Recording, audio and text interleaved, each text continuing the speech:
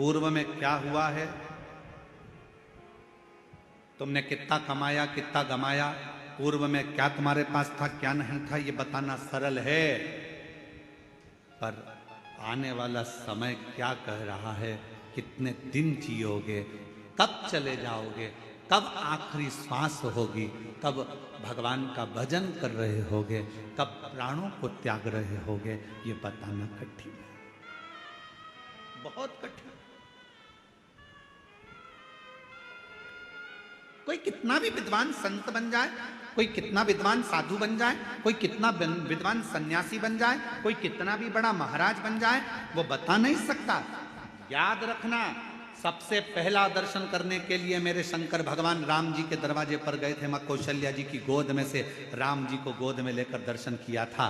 क्या मेरे शंकर भगवान को नहीं मालूम था कि राम जी को 14 वर्ष के लिए वनवास जाना पड़ेगा? मेरे राम जी को मालूम था। क्या मेरे राम जी को नहीं मालूम था कि सीता जी का परित्याग करना पड़ेगा? मेरे शंकर भगवान को मालूम था। पर मेरे शंकर भगवान ने ये सब कुछ देखा, पर भविष्य नहीं बताया कि आने वाले समय में तुम्हारे साथ क्या होने वाला है। याद रखना, संत साधु सन्यासी तपस्वी साधक उपासक दुनिया में कितने भी पैदा हो जाएं, पर मृत्यु कब कहां कैसे होगी, इसका रिसर्च तो वैज्ञानिक भी नहीं कर सकते, साइंटिस्ट भी नहीं कर सकते। इसका रिसर्च तो केवल एक देवाधिदेव महादेव कर सकते हैं। शंकर ओघड़दानी ने लिखा, पार्वती से कहा, सुनो पार्वती, मृत्यु अटल सत्य है। जब बच्चे की नाल कटती है, मां के गर्भ से जब बच्चा जन्म लेता है, उसकी नाल कटती है, उस नाल कटने के समय पर बच्चे की मृत्यु लिख दी जाती है कि कब कहां किस जगह कैसे होगी। समय निश्चित हो जाता है।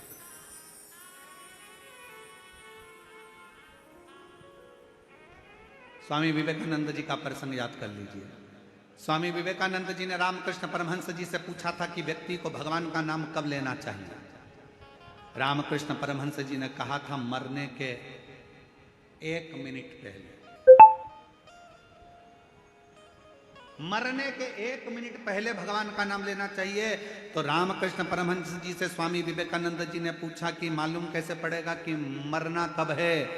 तो रामकृष्ण परमहंस ने कहा, जब तुम्हें मालूम ही नहीं है कि मरना कब है, तो हर पल हर मिनट हर क्षण भगवान का नाम लेते रहो। कौन सा क्षण आखिरी होगा किसको मालूम है? कौन सा क्षण?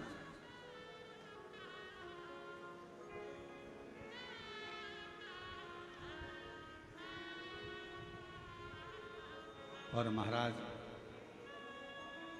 अंत समय प्रभु आना पड़ेगा, वचन दिया तो निभाना पड़ेगा।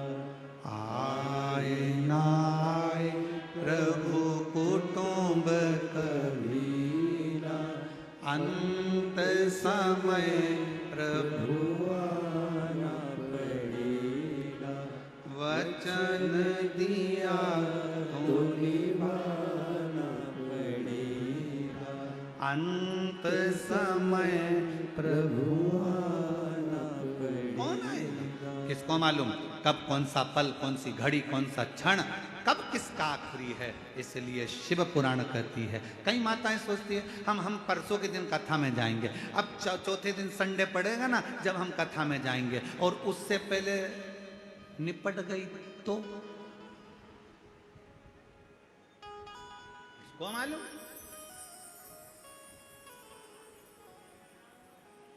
अरे अभी सावन में अपने यहाँ कथा होगी ना, तब हम सुन लेंगे। हमने सोचा है सावन के महीने में हमारे पास में कथा होगी, तब हम सुनेंगे। और सावन से पहले निपट गई तो क्या बात?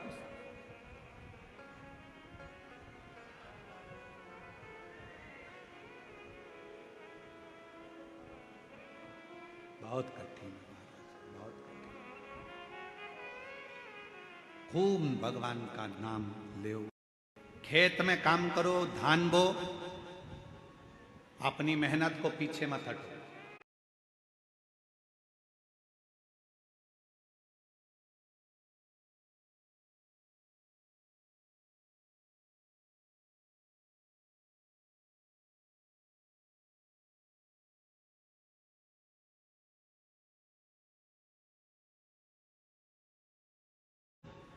अपनी मेहनत को पीछे मत हटो, परिश्रम पूरा करो।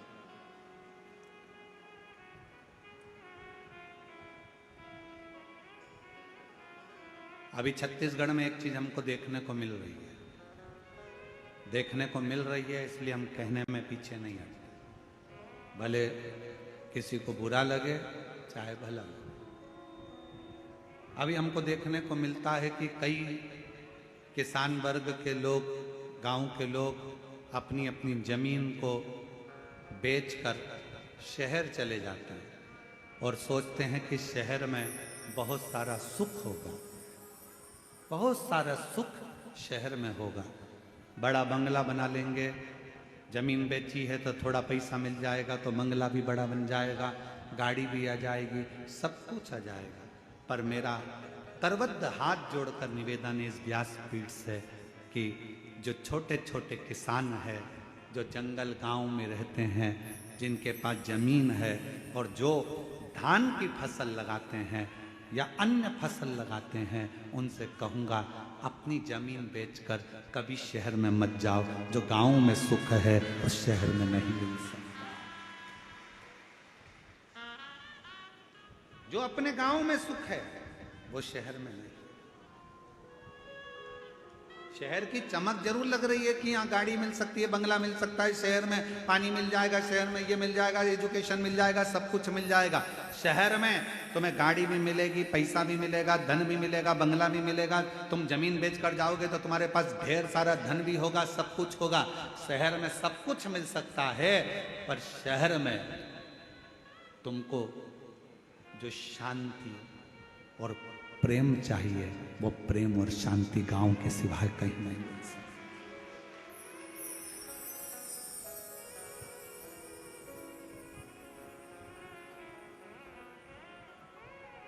कितना अंतर है शहर और गांव में। शहर में अगर कोई साधु भी आ जाए, संत भी आ जाए ना, तो लोग उसको भिखारी समझते हैं। मांगने आया होगा, दरवाजा बंद कर दो, दरवाजा मत खोलना, दरवाजे पर लिख देते हैं कुत्तों से सावधान, अंदर मत घुस जाना। शहर में अगर कोई साधु संत भी आ जाए तो लोग उसको भिक्षुक समझते हैं, भिखारी समझते हैं। और गांव में अगर कोई भिखारी भी आ जाए ना तो लोग उसे संत समझते हैं, साधु समझते हैं, सन्यासी समझते हैं, तपस्वी समझते हैं। मत बेचो अपनी जमीन को, भले थोड़ा सा टुकड़ा है, थोड़ी सी फसल लगाओ, अलमस्त जिंदगी जियो। अपनी जमीन है, अपनी जमीन पर रह रहे हो, तुम सब जमींदार हो। लोग कहते हैं ये किसान है, हम कहते हैं जिसके पास जमीन का भी अगर एक टुकड़ा है तो वो जमींदार से कम नहीं है, अपनी मस्ती में जीने वाला, अपनी मस्ती।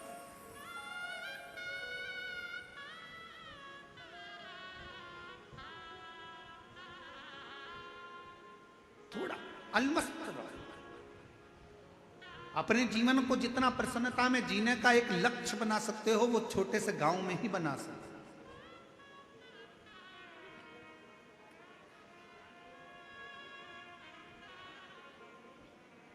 शिव कथा करे, भगवान शंकर का चरित्र करा है, शिव महापुराण की कथा करे, ये भगवान शंकर का संवाद करता है। भीतर की जो प्रसन्नता है, देवऋषि नारद ने अंधकासुर को भगवान की भक्ति में लगा दिया। अब वो विचार करता है कि वर मिल गया, वर मिलने के बाद उसने विचार करा कि मुझे शादी करना है, कोई अच्छी लड़की मिल जाए। जो लड़की थी कहाँ, शिव जी उसको ब्याह कर ले गए। माता पार्वती जी की सुंदरता की ओर उसका मन डोल गया, मन उसका विचलित हो गया पार्वती जी की ओर, और आखिरी में पार्वती जी को लेने गया। उसको नहीं मालूम था कि ये मेरी माँ है, इसने जब मेरा जन्म हुआ तो गोदी में मुझे ले लिया था, और मुझे गोदी में लेकर ये निश्चित हो गया था कि ये मेरी माता हो। जब बच्चे की नाल कटती है उस समय पर निश्चित हो जाता है कि इसकी मृत्यु कब होगी, कहाँ मरेगा, किस जगह मरेगा, किस जगह प्राण छूटेंगे, जल में, थल में, वायु में, विमान में आदि, कहाँ, गाड़ी में, घर में, जहां उसके प्राण छूटने का होता है वहां का लिख दिया जाता है। अपने जिले में, अपने क्षेत्र में, अपने प्रदेश में, दूसरे प्रदेश में, दूसरी जगह में, कहां लिखा वहां जाता है, वहां।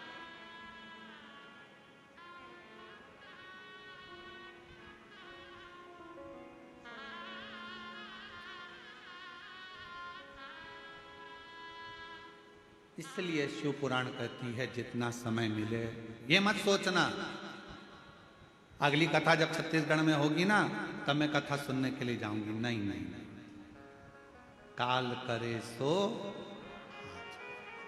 आज करे सो पल में प्रलय हो जाएगा, शिव पुराण सुनेगा। आज मिला है मुझे, चल पहुंचो। बहुत सारे प्रश्न हैं दुनिया की दृष्टि में, बहुत प्रश्न।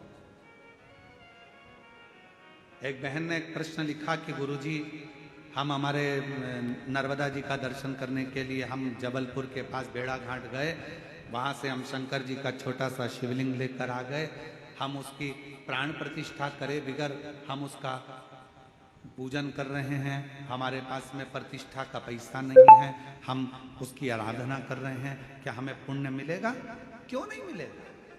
लिंग पुराण में, शिव महापुराण में, नर्मदा पुराण में, स्कंद पुराण में सब में तो वर्णन किया कि मां नर्मदा जी के जल से अगर कोई कंकर भी निकलता है तो वो शंकर है। उस शंकर की प्रतिष्ठा की जरूरत नहीं होती, वो अपने आप में प्रतिष्ठित होता है। आप उसकी आराधना करिए, कौन मना कर रहा है? आप उसके जल चढ़ाओ, पूजन करो, आराधना करो।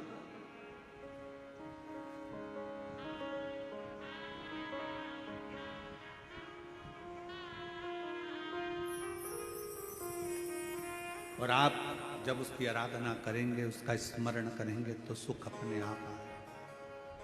और शंभु शरण